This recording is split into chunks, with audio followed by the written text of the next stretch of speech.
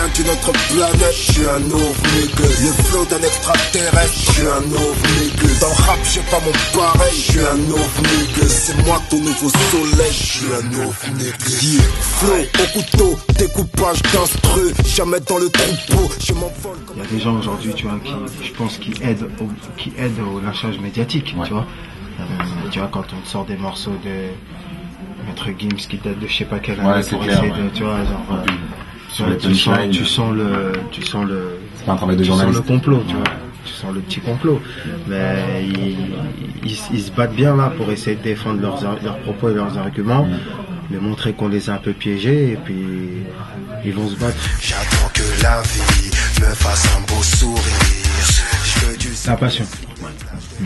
La passion et la détermination à montrer que un mec de cité qui vient du 9-3, un noir, peut gérer ses affaires et être à l'origine de pas mal de choses. Il faut savoir que toute ma carrière, c'est moi qui l'ai faite. Ouais, carrément. Il y a pas, tu vois, tu peux pas l'approprier. Tu peux pas, c'est pas une équipe ou un truc qui peut s'approprier tout ce que j'ai fait. Le bonheur vient me chercher, ok, ce soir on va se lâcher. J'étais The Wire à un moment. Avant The Wire, j'étais soprano. Ouais. On va dire que dans soprano, ils ont investi, je pense, un paquet d'argent sur les dialoguistes. D'accord. Et genre, un épisode, c'est comme un film. Ouais, au niveau des dialogues, c'est comme si c'était un film culte, chaque épisode. Après, j'ai bien aimé aussi une série qui s'appelait Black Donnellys. C'est l'histoire de 4 frères irlandais qui sont pas nécessairement dans le banditisme, mais qui t'expliquent jusqu'où la fraternité a peut t'amener. L'entourage, attention, je vais en parler justement. Ouais. C'est mon dernier coup de cœur. Voilà. Ah, rigole, c'est mon gars. C'est mon gars sûr. Le bonheur vient me chercher, ok. Ben, on est en train de travailler dessus parce que c'est compliqué, c'est quand même un gros milieu pour pouvoir faire un truc qui faut vraiment pousser l'image au max. Donc ça facilite. Ouais, l'imagerie, il faut qu'elle soit. Ouais, il faut qu'elle soit. Sinon ça va être compliqué, ça va être un bourbier. On est en France, on est en fait. Pour estimer qu'un rappeur est tu vois, est fort, c'est sa longévité. Voilà. Donc, je vais mettre Jay-Z, parce qu'il y en a, ils vont pas comprendre les Ouais, Jay-Z.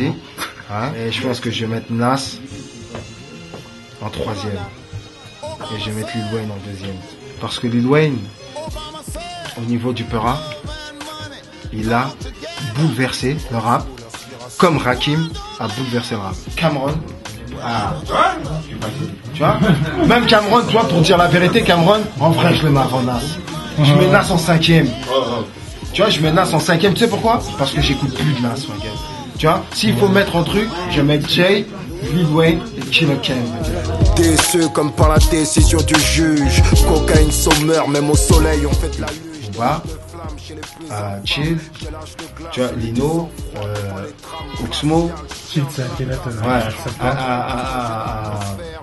comment? Danny Dan que je mets dans les rappeurs les plus forts du rap français. Booba, je vais le mettre soit entre Booba et Akhenaton, les premiers, parce que c'est une longévité hors pair. Akhenaton, c'est bouleversant.